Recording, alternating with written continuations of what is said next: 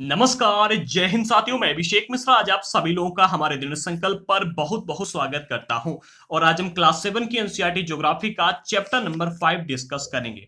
हमारे आज के इस चैप्टर का नाम है जल। इससे पहले हम क्लास 6 और क्लास 7 की एनसीईआरटी ज्योग्राफी के कई सारे चैप्टर्स को डिस्कस कर चुके हैं। क्लास 6 को कंप्लीट कर चुके हैं और क्लास 7 में चैप्टर नंबर 1 से लेकर के 4 तक को कंप्लीट कर चुके हैं। चैप्टर नंबर 4 का वीडियो कल आया था जिसका नाम था वायु। तो वायु के विषय में हमारा कुछ 50 मिनट का वीडियो बना था जो कि काफी बड़ा हो गया था और उसमें कई सारे ऐसे टॉपिक थे जो कि समझाने नहीं चाहिए, मैंने उनको भी समझा दिया था। बहुत ही सरल थे, लेकिन इस चैप्टर में हम ऐसा नहीं करेंगे। जो चैप्टर में टॉपिक इंपॉर्टेंट है और कम कठिन है उनको हम समझाएंगे नहीं, बल्कि थोड़ा सा बता देंगे और आगे बढ़ेंगे और बाकी आप लोग खुद समझ जाएंगे। जो टॉपिक ऐसे हैं जिन्हें समझाना अत्यंत आवश्यक है, उन टॉपिक को हम ज्यादा गहराई से एक्सप्लेन करेंगे। ओके, चलिए इसी के साथ में आगे बढ़ते हैं। और हाँ, इसकी टेस्ट सीरीज भी चल रही। कल रात को 8 बजे की तरफ हम आपके लिए लाइव क्लास लाने वाले थे, बट नेटवर्क प्रॉब्लम की वजह से बारिश हो गई थी तो नेटवर्क इशू था, इस वजह से हम आपके लिए क्लास नहीं ला पाए थे। आज 4 बजे या फिर रात को 8 बजे हम आपके लिए लाइव टेस्ट लाएंगे, तो सभी लोग जुट जाएगा और हमारे साथ में एंड तक इस वीडियो को जरूर देखिएगा। ओके, चलिए इसी के साथ में आगे बढ़ते हो। जिन लोगों ने अभी तक हमारे चैनल को सब्सक्राइब नहीं किया, कर लीजिएगा ताकि हमारे द्वारा डाले गए सभी वीडियोस नोटिफिकेशन आपको मिलता रहे। तो बेल आइकन को भी प्रेस कर देना। इस चैप्टर का जो सबसे पहला पॉइंट आपको मिलता है वो थलसाला। आखिरकार थलसाला ये क्या है? ये छोटे घर, मतलब ये छोटे घर के पौधे रखने का एक कृत्रिम आहार होता है जिसे हम लोग गमला कहते हैं या फिर आप फूलदान कह सकते हैं। छोटे छोटे गमले नहीं जिसमें छोटे से पेड़ लगा देते हैं, ठीक है। तो थलसाला है। कई बार जब प्रश्न पूछा जाता है तो उसमें ऐसे छोटे से शब्द जोड़ देते हैं कि थलसाला किसे कहते हैं, ठीक है। या फिर मतलब बीच में यहाँ पर गमला आने वाला हुआ थलसाला रख देंगे। तो शब्द को पहचानने के लिए मैंने रख लिया है ताकि आप समझ सके। आगे बढ़ते, अगला पॉइंट मिलता है जो कि इस चैप्टर का सबसे पहला पॉइंट है। सूर्य के ताप के कारण जल बाष्पित हो जाता है। ठंडा होने पर जल वाष्प संघनित होकर बादल का रूप ले लेता है और यहां से यह वर्षा हिम अथवा सहिम वृष्टि के रूप में धरती या समुद्र पर नीचे गिरता है। आप सभी को पता है कि समुद्र या नदी में जब सूर्य का प्रकाश पड़ता है तो जल गर्म होता है और गर्म होने के बाद में वो बाष्पित होता है और बाष्पित होने के बाद में आसमान में जाता है। जब आसमान में जाता है तो संघनित होता है, ठंडा होकर के संघनित होकर के बादल बन जाते हैं और वही बादल आगे चल करके बरसते हैं, वर्षा हिम और सहिम वृष्टि के रूप में धरती पर बरस जाते हैं। ठीक है, आगे बढ़ते हैं।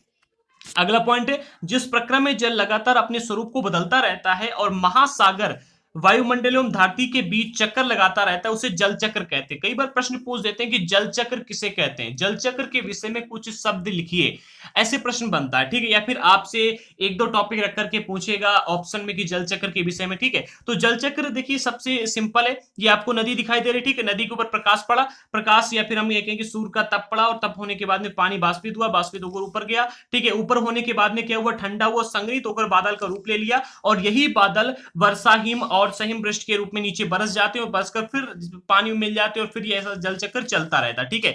इसको ही जल चक्र कहते हैं। आगे बढ़ते, अगला पॉइंट है, अलवण जल के मुख्य स्रोत नदी, ताल, सूते एवं हिमनद है। देखिए हमारी पृथ्वी पर बहुत सारा जल पाया जाता है, लगभग 1/4 पृथ्वी जो जल से ढकी हुई है, ठीक है। इनमें से जो जल के स्रोत हैं अलवण, यानी कि जिस जल को हम लोग ग्रहण कर सकते हैं, पी सकते हैं, वो बहुत ही कम है। उनमें कौन से आते हैं? नदी है, ताल है, सूते हैं, हिमनद आते हैं, ठीक है। और जो अन्य कई सारी झीलें हैं, ठीक है, ये आती हैं। अगला पॉइंट मिलता है, महासागरों एवं समुद्रों का जल लवणीय होता है। इसमें अधिकांश नमक सोडियम क्लोराइड या खाने में उपयोग किए जाने वाला नमक होता है।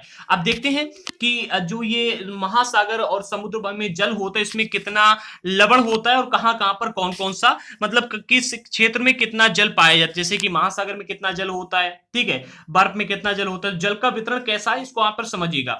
हम सभी जानते हैं कि पृथ्वी की सतह जो है 1/4 भाग जो है ये जल से ढका हुआ है। पृथ्वी का सतह का जो 1/4 भाग है जल से ढका हुआ है। कई सारे लोग कहते हैं, कई सारे स्रोत से आपको 71% भी मिलता है कि 71% पर जल पाया जाता है। एनसीईआरटी में 1/4 भाग दिया गया है, ठीक है। यदि धरती पर थल की अपेक्षा जल को देखेंगे तो अधिक है। तो आपने इस चीज को जरूर देखा होगा कि हर देश में हर जगह पर जल की कमी होती है। अगर आप आज विदेश में जाओगे, यूरोप में, जैसे कि सऊदी अरब हो गया, अमेरिका हो गया, तो वहां पर अगर आप देखो जल की इतनी कमी है कि सुबह जब पेट साफ करने के लिए लोग जाते हैं, मतलब पेट खाली करने के लिए जाते हैं, तो वहां पर मतलब कागज से पोंछ पोंछ कर फेंकते हैं। मतलब उनके पास ना पानी नहीं इतना ज्यादा है कि वो नहा सकें डेली और मतलब डेली पानी से धुल सकें। तो इतना पानी की कमी होगी। आखिरकार इतनी पानी की कमी क्यों है? जब पृथ्वी पर एक चौथाई भाग पानी है तो इतना पानी की कमी क्यों है? समझिएगा, क्या पृथ्वी पर मौजूद संपूर्ण जल हमारे लिए उपलब्ध है? ये तालिका दी गई, तालिका में आप लोग समझिएगा, ठीक है। तो जो पृथ्वी पर संपूर्ण जल है उसका 97.3% यानी कि 97.3% जल जो ये महासागरों में पाया जाता है। और महासागर का जल कैसा है? लवणीय, अर्थात उसमें नमक की मात्रा है और वो हमारे लिए अनुपयुक्त है, यानी कि उसका हम उपयोग नहीं कर सकते। अगला 2% जल किस में पाया जाता है? बर्फ छत्र, यानी कि 2% जल जो है वो बर्फ से जमा हुआ है, बर्फ में जमा हुआ है। जैसे कि आप लोग देखते हैं कि हिमालय हो गए, ठीक है, हिमालय में जो ग्लेशियर हैं, ग्लेशियर वगैरह में बर्फ से जमा हुआ जल कितना है? 2% जल है, ठीक है, सबसे दूसरे नंबर पर आता है। ये हमारे लिए उपयोगी है, लेकिन ये बर्फ में जमा हुआ इसलिए इसका उपयोग नहीं कर सकते।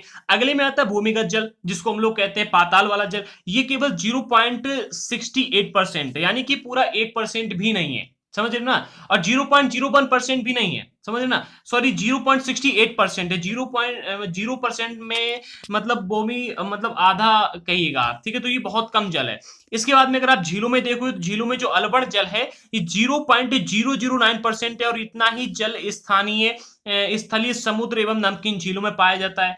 जो स्थलीय समुद्र होते हैं नमकीन झीलें उनमें इतना ही पानी पाया जाता है। इसके अंदर वायुमंडल में 0.0019% जल है जो पानी बरसता है। इसके बाद में नदियों की अगर हम बात करते हैं तो नदियों में 0.0001%, अगर आप इसको कंप्लीट कैलकुलेट करोगे तो 100% आ जाता है, ठीक है। तो जो हमारी पृथ्वी पर हमारे लिए उपयुक्त जल कितना है? केवल इतना जल है, भूमिगत जल। और दूसरे नंबर पर जो आपका आता है कौन सी? स्थानीय मतलब झील का जो अलवण जल होता है ये, और जो नदियां हैं, केवल इतना जल हमारे लिए उपयुक्त है। यानी कि ये आप जोड़ लीजिएगा, ये जोड़ लीजिएगा, ये बस इतना जल हमारे लिए उपयुक्त है। बाकी का ये वाला बिल्कुल उपयोगी नहीं, ये वाला भी नहीं है। वायुमंडल का भी उपयोग नहीं कर सकते और नमकीन झीलें जो है स्थलीय समुद्र इनका भी उपयोग नहीं कर सकते। तो पानी को बचाइएगा। अभी हमारी अगर इंडिया की बात करें तो भारत में भी कई सारे क्षेत्र हैं जहां पर पानी की कमी बहुत अधिक है, ठीक है। और कई सारे ऐसे क्षेत्र जहां पर भी पानी है, तो जहां पर पानी उसको बचाइएगा, ठीक है। आगे बढ़ते हैं। अब लवणता जानिए, लवणता किसे कहते हैं और कितनी होती है? लवणता जो होती है 1000 ग्राम जल में मौजूद नमक की मात्रा को कहते हैं। किसको कहते हैं? 1000 ग्राम जल में मौजूद नमक की मात्रा को लवणता कहा जाता है। अब जो महासागर होते हैं, महासागर की अगर आप औसत लवणता देखोगे तो औसत लवणता अगर आप महासागर का 1000 ग्राम यानी कि 1 लीटर जल लोगे तो 1 लीटर जल में केवल 35 ग्राम, ठीक है, 35 भाग प्रति, हाँ 35 ग्राम आपको लवणता मिलेगी। यानी कि 1000 ग्राम में से 35 ग्राम लवणता समुद्री जल में पाई जाती है, ठीक है। आगे बढ़ते हैं। अगला पॉइंट इजराइल में, इजराइल का एक मृत सागर है, इसका नाम मृत सागर रखा गया है, ठीक है। इस मृत सागर में 340 ग्राम प्रति लीटर लवणता, यानी कि इस मृत सागर में 1000 ग्राम जल में 340 ग्राम लवणता पाई जाती है, ठीक है। कितनी? 340 ग्राम लवणता होती है। और जो तैराक होते हैं इसमें प्लब करते रहते हैं, यानी कि तैर नहीं पाते हैं, क्योंकि नमक की अधिकता इसे सघन बना देती है और सघन होने की वजह से इसमें तैराक तैर नहीं पाते हैं, ठीक है, बल्कि क्या करते हैं? प्लब करते रहते हैं।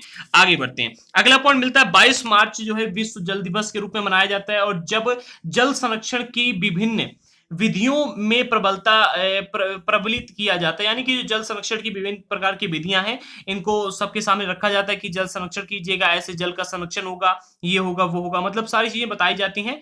तो ये भी याद कर लीजिएगा, ठीक है। वैसे पिछले चैप्टर में मैंने आपको बताया था मगर इससे जुड़े कई सारे टॉपिक, तो चलिए इसी के साथ आगे बढ़ते हैं। अगले टॉपिक में आपको मिलता है मैप, ठीक है। तो मैप को भी यहाँ पर समझिएगा। मैप में आपको बताएगी विश्व की जो प्रमुख झीलें हैं और जो प्रमुख नदियां हैं इसको भी यहां पर देखिए। सबसे पहले आप ये देख लीजिएगा कि हमारे महासागर कितने, ये प्रशांत महासागर यहां पर पाया जाता है, उत्तरी अटलांटिक महासागर ये है, दक्षिणी अटलांटिक महासागर ये है, हिंद महासागर ये है और ये आपका प्रशांत महासागर, ठीक है। और हिंद महासागर प्रशांत महासागर के बीच में एक और भी महासागर ढूंढा गया, ठीक है, जो कि अभी सिलेबस में नहीं है लेकिन हाँ उस पर प्रश्न बन सकता है, ठीक है। आगे बढ़ते हैं। तो जो झीलें, सबसे पहले हम यहां से आते हैं तो ग्रेट बियर झील और ग्रेट स्लेप झील, ये कहां पर? उत्तर अमेरिका में पाई जाती है। उत्तर अमेरिका में 2 झीलें पाई जाती हैं, एक है ग्रेट बियर झील और दूसरी है ग्रेट स्लेप झील, ठीक है। इसके बाद में अगर आप इधर आओगे तो उत्तर अमेरिका वाला ये एरिया है, ठीक है। यहां पर आपको जो मिलती है 3 झीलें मिलती है और एक नदी मिलती है। उनमें से पहली आती है विनिपेग झील, ठीक है। दूसरी आती है सुपीरियर झील और तीसरी है ह्यूरन झील, ठीक है। इन तीनों को याद कर लीजिएगा।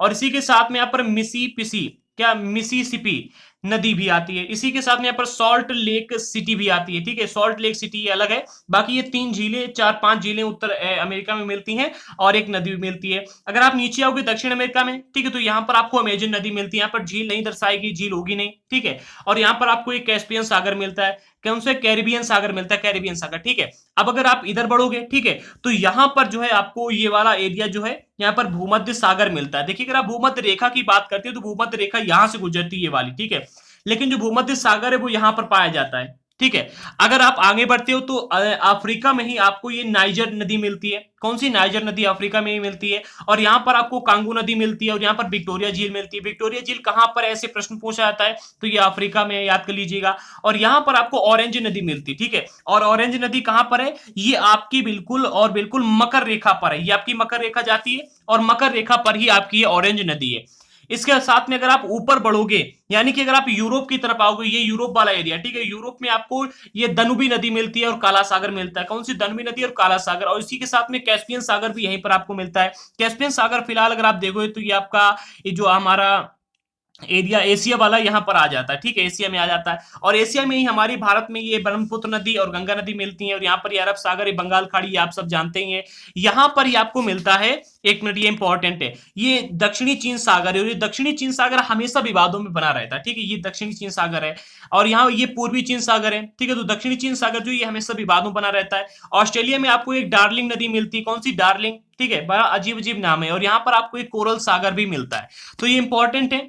और इसी के साथ में यहाँ पर आपको एक कर्क रेखा भी मिलती है, ठीक है। तो ये सब कुछ आप जान ही गए होंगे, वैसे इसके बारे में आप समझ लीजिएगा। और आगे बढ़ते, वैसे भी आपको आगे और कई सारी ऐसे मैप भी मिलेंगे। एक मैप और लाया हूं मैं जो कि इंपॉर्टेंट है। अगला मिलता है आपको महासागरीय परिसंरचना। इसको समझिएगा, महासागर की परिसंरचना कैसी होती, क्या है। ताल एवं झीलें जो होती हैं, इनमें शांत जल पाया जाता है। ताल में अगर आप देखो तो पानी एकदम स्थिर रहता है, शांत रहता है। झील में भी पानी शांत रहता है। और इसके विपरीत जो महासागर होता है, महासागर में जल हमेशा गतिमान रहता है। महासागर का जल कभी एक जगह पर रुकता नहीं, बल्कि महासागर का जल होता है हमेशा गतिमान रहता है, हमेशा भागता रहता है। महासागर का जल कभी एक जगह नहीं रुकता, ठीक है। और ये कभी शांत नहीं रहता है। अगला पॉइंट है, महासागरों की गतियों को इस प्रकार वर्गीकृत कर सकते हैं, जैसे तरंगे होंगी, ज्वार भाटा हो गई, और आपकी धाराएं होंगी, ठीक है। तो एक एक करके तरंग, ज्वार भाटा और धाराओं को समझिएगा। तरंगे किसे कहते हैं, समझिएगा। जब समुद्री सतह पर पवन बहती है, जो समुद्री सतह होती है, यहाँ पर जब पवन बहती है तब तरंगे उत्पन्न होती हैं। कैसे, जैसे जैसे समुद्री सतह पर पवन बहेगी, मान लीजिए ये समुद्र का सतह है, ठीक है, और यहाँ के ऊपर से पवन यानी कि हवाएं चली, बहुत तेज हवाएं चलेंगी, तो यहाँ पर क्या होगा कि बहुत तेज ये जो तरंगे, मतलब सतह जो तरंगे वो उत्पन्न होंगी, ठीक है। और जितनी तेज पवन चलती है उतनी तेज तरंगे उत्पन्न होती है, तरंगे भी उतनी ही बड़ी हो जाती हैं, ठीक है। अगला पॉइंट है, जब महासागरीय सतह पर जल उठता है और गिरता है, इसे तरंगे कहते हैं। यानी कि आपने कई बार देखा होगा कि जो लोग समुद्र के बीच पर गए हैं, ठीक है, तो बीच पर आपने देखा होगा कई बार क्या होता है, जो महासागर की जो सतह होती है, यानी कि जो पानी का जो ऊपर वाला लेवल होता है, वहां पर जल अचानक से ऐसे उठता है और ऐसे गिरता है। इसको क्या कहते हैं, तरंगे कहते हैं। इन्हें क्या कहते हैं, तरंगे कहते हैं। तरंगे ऊपर उठती गिरने, इनको ही तरंगे कहा जाता है। अगला पॉइंट, सुनामी। सुनामी में ही आपको ज्वार भाटा देखने को मिलेगी, ठीक है, ज्वार भाटा सुनामी में ही मिल जाएगी, ठीक है, समझिएगा। तूफान में तेज वायु चलने पर विशाल तरंगे उत्पन्न होती हैं, इनके कारण अत्यधिक विनाश होता है। समझिएगा क्या होता है, ज्वार भाटा किसे कहते हैं, सबसे पहले समझिएगा। ज्वार भाटा क्या होते हैं, जब पानी ऊपर उठता है तो इसे क्या कहते हैं, ज्वार कहते हैं। और ये पानी नीचे गिरता है तो इसे कहते हैं भाटा, समझ रहे ना। और ये ज्वार भाटा दिन में कई बार आता है। ज्वार भाटा जो होता है दिन में कई बार आता है। जब पानी ऊपर उठता है तो इसे ज्वार कहते हैं, और नीचे गिरने की स्थिति को क्या कहते हैं, भाटा कहते हैं, ठीक है।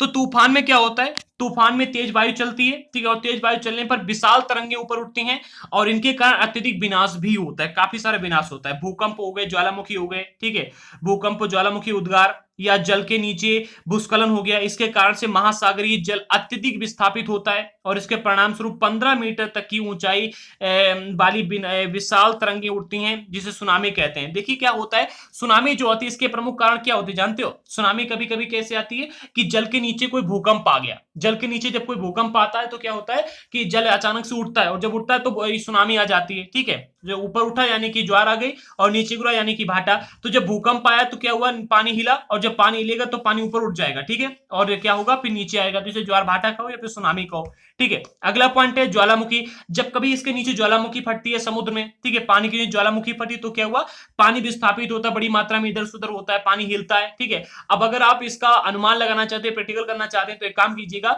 आप एक बाल्टी में पानी भरिएगा, ठीक है, और नीचे से पानी बाल्टी को उठा लीजिए और नीचे से हथौड़ा मारिएगा, ठीक है, फिर कोई बदली चीज मारिएगा, आप देखेंगे जैसे नीचे से पानी हिलेगा तो ऊपर पानी उछलेगा, वहां पर उछलेगा।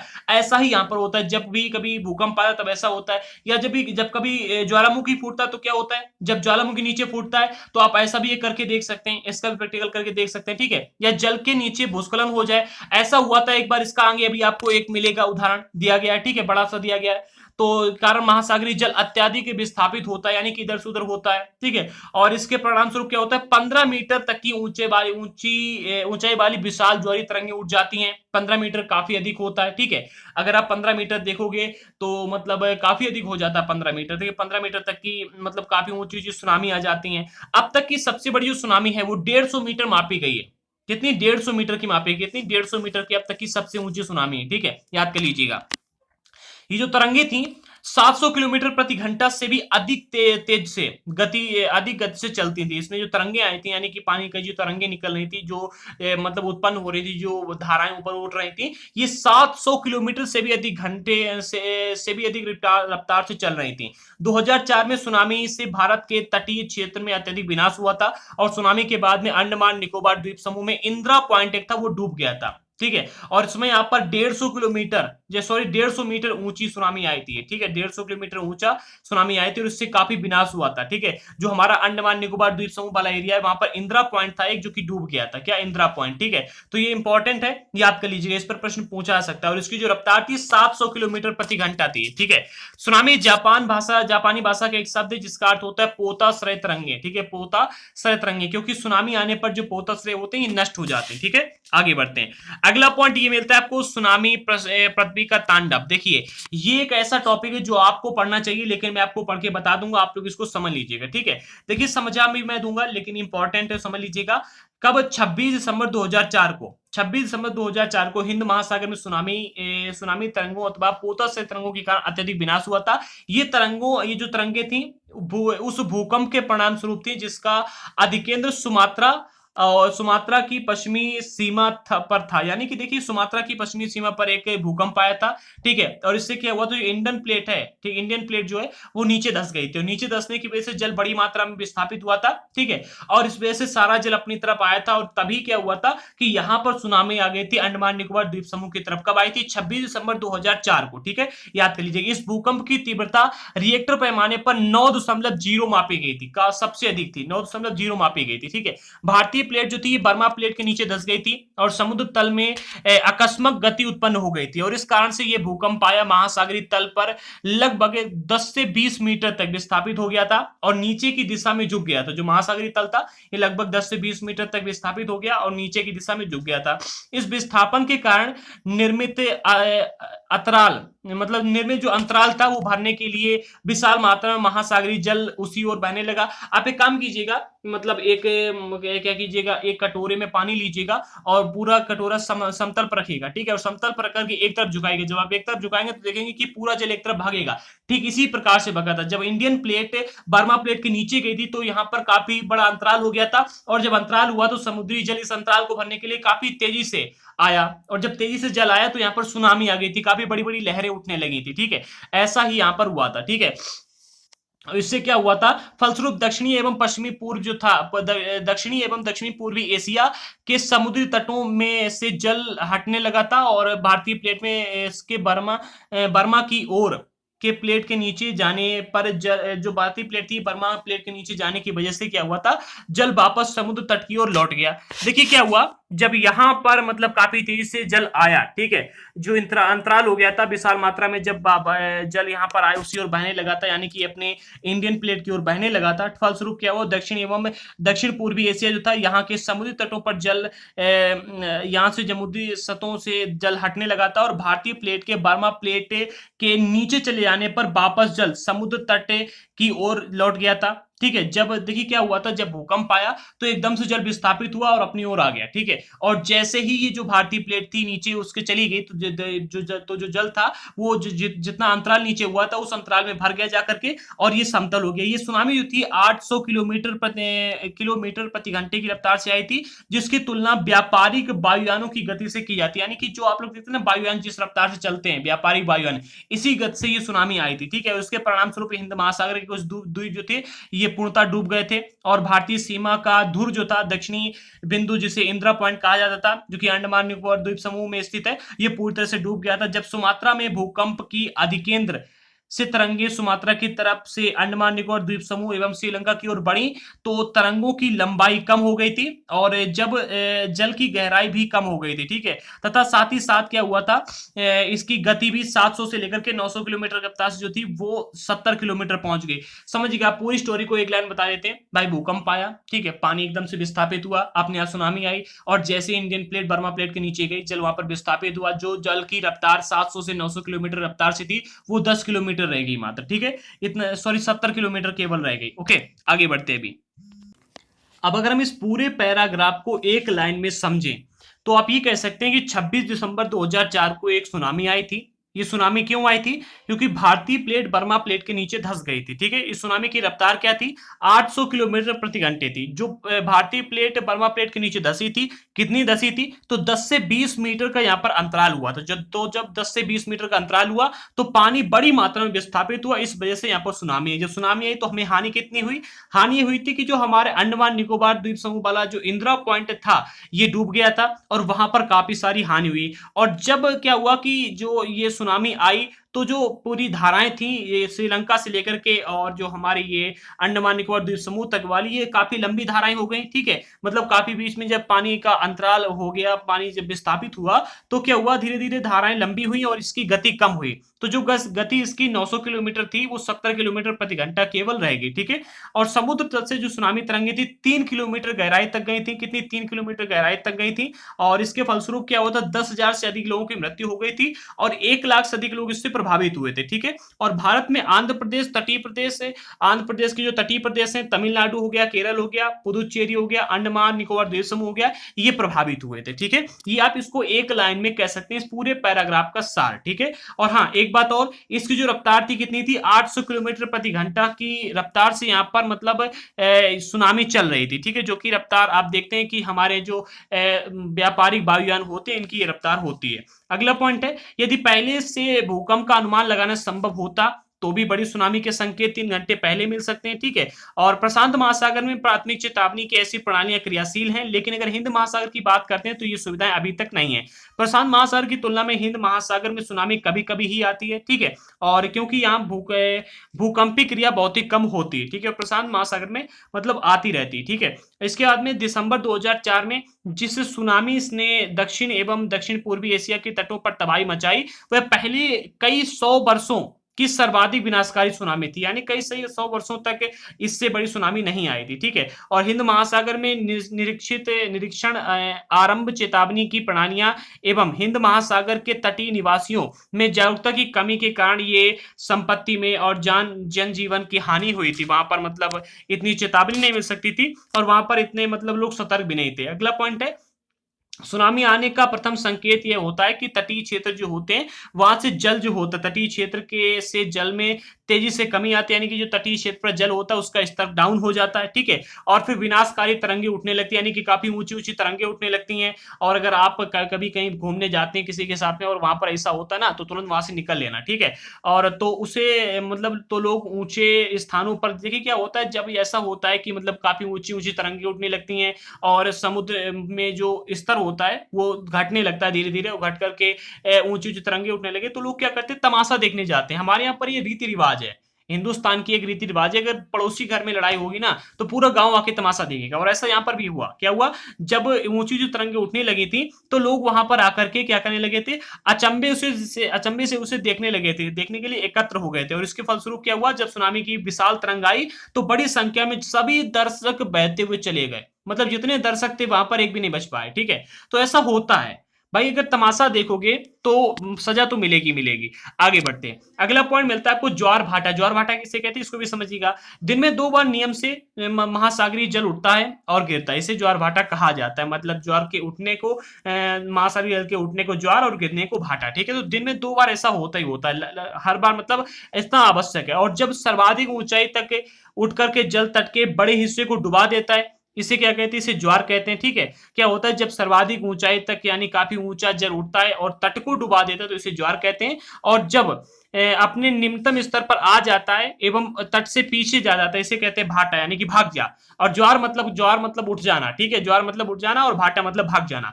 अगला पॉइंट है सूर्य एवं चंद्रमा के शक्तिशाली गुरुत्वाकर्षण बल के कारण पृथ्वी की सतह पर ज्वार भाटा आते हैं। देखिए यहाँ पर एक चित्र दिया गया, इसके माध्यम से अभी हम आपको बताएंगे, ठीक है। अगला पॉइंट है जब पृथ्वी का जल चंद्रमा के निकट होता है उस समय चंद्रमा के गुरुत्वाकर्षण बल से जल अभिकर्षित होता है, जिसके कारण ज्वार भाटा आते हैं। समझिएगा क्या होता है, ये चंद्रमा है और ये पृथ्वी है, ठीक है। लघु ज्वार भाटा कब आते हैं, जब ये पृथ्वी होती है और सूर्य इसके इधर होता है और ये इसके मतलब जब एंगल बनता है ये वाला, तब क्या आते हैं, तब लघु ज्वार आते हैं। क्यों, क्योंकि सूर्य के पास भी अपना आकर्षण बल है और चंद्रमा के पास भी है, ठीक है। तो सूर्य जो होता है, पृथ्वी के ऊपर वाला जो जल होता है सफेद सफेद जो दिखाई दे रहा है, इसको अपनी ओर खींचता है और चंद्रमा अपनी ओर खींचता है। सूर्य का काफी दूर है इसलिए सूर्य की कम ताकत लग पाती, चंद्रमा की ज्यादा लग जाती क्योंकि चंद्रमा पास में है, ठीक है। तो ऐसा होता है। तो सूर्य एवं चंद्रमा का जो शक्तिशाली गुरुत्वाकर्षण बल है, इसके कारण ही ज्वार भाटा आते हैं, ठीक है। और जब पृथ्वी का जल चंद्रमा के निकट पहुंच जाता है, यानी कि चंद्रमा जब यहां पर आ जाता है, ठीक है, यहां पर, ठीक है, जब चंद्रमा यहां पर आपको दिखाई दे रहा है तो क्या होता है, जब जो पृथ्वी का जल होता है ये चंद्रमा के निकट आ जाता है, ठीक है, तब गुरुत्वाकर्षण बल सबसे ज्यादा लगता है, ठीक है। और ये जल को अभिकर्षित करता है और इसमें उच्च ज्वार आते हैं, यानी कि ऊंचे ऊंचे ज्वार उठते हैं, ठीक है। अगला पॉइंट आपको मिलता है पूर्णिमा एवं अमावस्या। पूर्णिमा और अमावस्या यानी कि जब चंद्रमा पूरा होता है, हमको पूरा दिखाई देता है, और जिस दिन चंद्रमा बिल्कुल छोटा सा दिखाई देता है, दोनों दिन क्या होता है, सूर्य चंद्रमा एवं पृथ्वी एक सीध में होते हैं, यानी कि ये वाली और ये वाली स्थिति, ठीक है, एक सीध में है दोनों, ठीक है। इसमें क्या होता है, सबसे ऊंची जल की धाराएं उठती हैं, मतलब सबसे ऊंचे ज्वार उठते हैं और इसे बृहद ज्वार कहते हैं, ठीक है, इसे बृहद ज्वार कहते हैं। इस पर प्रश्न बन सकता है, जब सूर्य एवं चंद्रमा, ठीक है, एक सीध में होते हैं तब कौन सा ज्वार उठता है, मतलब तब कौन सी ज्वार आती है, ठीक है। तो ये होगा बृहद ज्वार आता है, ठीक है, इसे बृहद ज्वार कहते हैं। तब आने वाली ज्वार को क्या कहते हैं, इसे प्रश्न बनेगा। अगला पॉइंट है जब चंद्रमा अपने प्रथम एवं अंतिम चतुर्थांश में होता है, ठीक है, यानी कि जब चंद्रमा सबसे पहला मतलब छोटा सा दिखाया जाता है पहले दिन, और जो अंतिम दिन होता है, ठीक है, चतुर्थांश में होता है, तब तो चंद्रमा एवं सूर्य का गुरुत्वाकर्षण बल विपरीत दिशा में लगता है, ठीक है। और जब विपरीत दिशा में लगता है तो क्या होता है, महासागरीय जल पर पड़ता है और परिणाम स्वरूप निम्न ज्वार भाटा, ऐसे ज्वार लघु ज्वार कहा जाता है, यानी कि ये वाले से, ठीक है, मतलब जो छोटा दिखाई देता है और जिस दिन सबसे बड़ा दिखाई देता है, यानी कि पहले और अंतिम दिन क्या होता है, ये वाला भी, हाँ ये वाला, ठीक है। तो जब पहले और अंतिम दिन होता है तो क्या होता है, लघु ज्वार आते हैं और निम्न ज्वार आते हैं, क्योंकि इस समय सूर्य और चंद्रमा दोनों विपरीत बल लगाते हैं इसके प्रति, ठीक है, पृथ्वी पर, इसी वजह से निम्न ज्वार और उच्च लघु ज्वार आते हैं, ठीक है। अगला पॉइंट है उच्च ज्वार जो होते हैं नौ संचालन में सहायक होते हैं, यानी कि नाव चलाने में मदद करते हैं और ये जल स्तर को तट की ऊंचाई तक पहुंचाते हैं, ठीक है। जल स्तर जो होता है तट की ऊंचाई तक पहुंच जाता है और ये जहाज को बंदरगाह तक पहुंचने में सहायक भी होते हैं। अगला पॉइंट है उच्च ज्वार मछली पकड़ने में मदद करते हैं, ठीक है, सभी को पता है, पता नहीं तो जान लीजिएगा। उच्च ज्वार जो होते हैं इसमें मछलियां पकड़ने में मदद होती है और उच्च ज्वार के दौरान अनेक मछलियां तट के निकट आ जाती है, जिसके फल स्वरूप क्या होता है कि मछुआरे बिना कठिनाई के मछली पकड़ सकते हैं। और कुछ स्थानों पर ज्वार भाटे से होने वाले जल जो होते हैं उतार चढ़ाव का उपयोग विद्युत उत्पन्न करने के लिए भी किया जाता है, ठीक है। अब आगे बढ़ते हैं।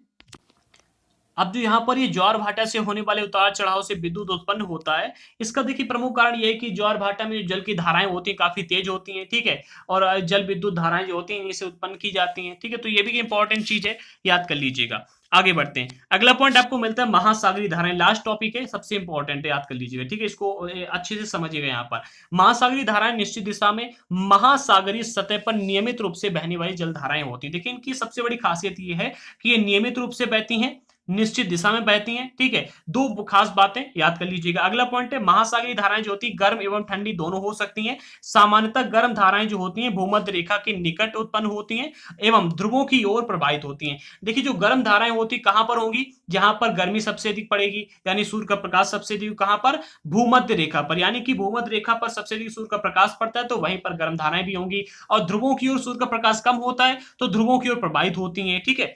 अगला पॉइंट है ठंडी धाराएं जो होती हैं ध्रुवों या उच्च अक्षांशों से उष्ण कटिबंधीय या निम्न अक्षांशों की ओर प्रवाहित होती हैं। जो ठंडी धाराएं होती हैं ये ध्रुव होते हैं, ठीक है, ध्रुवों पर उत्पन्न होती हैं और ध्रुव या फिर उच्च अक्षांश जहां पर होते हैं वहां से क्या करती हैं, उष्ण कटिबंधीय निम्न अक्षांशों की ओर प्रवाहित होती है, ठीक है। वैसे अक्षांश उच्च अक्षांश कौन से होते हैं, निम्न अक्षांश कौन से होती है, मैंने आपको पहले से पिछले चैप्टर्स में समझा रखा है, ठीक है। यहाँ पर दो धाराएं दी गई हैं, एक है लेब्राडोर महासागरीय धाराएं और दूसरी है गल्फ स्ट्रीम, ठीक है। तो जो लेब्राडोर महासागरीय धाराएं ये शीत जल धाराएं यानी कि ठंडी जल धाराएं हैं, और जो ये गल्फ स्ट्रीम जल धाराएं हैं ये कैसी हैं, ये हैं गर्म जल धाराएं, ठीक है। तो दोनों को समझ लीजिएगा। आगे बढ़ते अगला पॉइंट है महासागरीय धाराएं किसी क्षेत्र के तापमान को प्रभावित करती हैं, ठीक है। जो महासागरीय जलधाराएं होती हैं किसी न किसी क्षेत्र को के तापमान को प्रभावित करती हैं, जहां कहीं भी जाती हैं, ठीक है, वहां के क्षेत्र को प्रभावित करती हैं। और गर्म धाराएं जो होती हैं, ठीक है, ये स्थलीय सतह का तापमान गर्म कर देती हैं। आप सभी को पता है कि अगर भाई कहीं पर आग जलाओगे तो वहां पर गर्मी उत्पन्न होगी होगी, अगर आप किसी के थप्पड़ मारोगे, ठीक है, तो वो भी लौट के आपको मारेगा मारेगा। ऐसा यहाँ पर भी होता है, जैसे कि गर्म जलधाराएं जहां कहीं भी जाएंगी वहां का वातावरण अगर ठंडा है तो उसको गर्म बना देंगी, नम बना देंगी, ठीक है। और अगर कहीं पर ठंडी जलधाराएं जाएंगी और वहां का वातावरण अगर गर्म है तो उसको ठंडा बनाने की कोशिश करेंगी, ठीक है। ऐसा होता है, जहां कहीं भी जाती है वहां का जो तापमान होता है उसको प्रभावित करती हैं। अगला पॉइंट है जिस स्थान पर गर्म एवं शीत जलधाराएं मिलती हैं वह स्थान विश्व भर में सर्वोत्तम मत्स्य पालन होता है। भाई देखिए, अगर आपसे कहा जाए कि आप बहुत ही खौलते हुए पानी में नहा लो, क्या नहा पाओगे? कहोगे उरी दैया रे, पूरा शरीर जलने लगा, ठीक है। लेकिन अगर आपसे कहा जाए कि बिल्कुल ठंडे पानी यानी कि बर्फ वाले पानी में नहा लो, चाहे सर्दी हो चाहे गर्मी हो, बर्फ में ना आप नहा पाओगे ना कोई नहा पाएगा, समझ रहे ना, अगर आम स्तर पे आप रहते हो तो। और अगर आपसे कहा जाए कि ना ठंडा है ना गर्म है, ठीक है, बिल्कुल सिंपल पानी है, तो आप बहुत ही अच्छे से नहाओगे और 1 मिनट में 1 घंटे तक नहा लोगे। ऐसा यहां पर भी है, जहां पर गर्म और ठंडी दोनों जलधाराएं मिलती हैं यानी कि समतल पानी पाया जाता है, वहां पर मत्स्य क्षेत्र का है, वहां पर सर्वोत्तम मत्स्य क्षेत्र होता है, यानी कि वहां पर मछली सबसे अधिक पाई जाती है। जापान के आसपास एवं उत्तर अमेरिका के पूर्वी तट जो है इसके कुछ उदाहरण है, यहाँ पर सबसे अधिक मछली पालन होता है, यानी कि सबसे अधिक मछली पाई जाती है। आगे बढ़ते हैं, जहां गर्म एवं ठंडी जलधाराएं मिलती हैं वहां कुहरे वाला मौसम बनता है और इसके फलस्वरूप नौ संचालन में बाधा होती है। देखिए, जहां गर्म और ठंडी जलधाराएं मिलती हैं वहां पर क्या होता है, बाष्पन अधिक होता है, ठीक है, वहां पर कोहरे वाला मौसम बन जाता है, ठीक है। अब यहां पर एक मैप दिया गया और इस मैप में जो गर्म और ठंडी जलधाराएं हैं वो बताई गई, ठीक है। तो कुछ हैं जिनको हम आपको बता देते हैं। सबसे पहले हम आपको बता दें कि कौन सा क्षेत्र कहां पर है। ये आपका उत्तर अमेरिका वाला एरिया है, ठीक है। यहाँ पर दो दी गई, जो नीली वाली लाइन है ये है ठंडे शीत जल धारा यानी कि ठंडी धारा, और जो रेड वाली लाइंस है ये है आपकी कौन सी, कोष्ण धारा यानी कि गर्म जल धारा है, ठीक है। आप समझिएगा, सबसे ऊपर आपको लेब्राडोर धारा मिल रही है, ठीक है। ये कौन सी है, ये आपकी ठंडी धारा है अर्थात शीत धारा है। ये कहां पर पाई जाती है, ये उत्तर अमेरिका की तरफ है, ठीक है, उत्तर अमेरिका की तरफ है। अगर आप और नीचे आओगे, ठीक है, तो ये आपको यहाँ पर कहां पर अफ्रीका की तरफ मिलती है, ये कैनरीज धारा है ये, ठीक। कैनरीज धारा कौन सी, अफ्रीका की तरफ ठंडी धारा है, ठीक है। दो धाराएं मिली, एक ये और एक ये। इस पर प्रश्न पूछा जाता है कि निम्नलिखित में से कौन सी धारा ठंडी जल धारा है और कौन सी धारा गर्म जल धारा है, ठीक है। ऐसे प्रश्न पूछा जाएगा, दो हो गए, याद कर लीजिएगा। तीसरी अगर आप और नीचे आओगे तो ये आपको ये वेनेजुएला धारा मिलती है जो कि ठंडी है, ये भी आपको अफ्रीका की तरफ मिलती है, ठीक है। वेनेजुएला धारा याद कर लीजिएगा।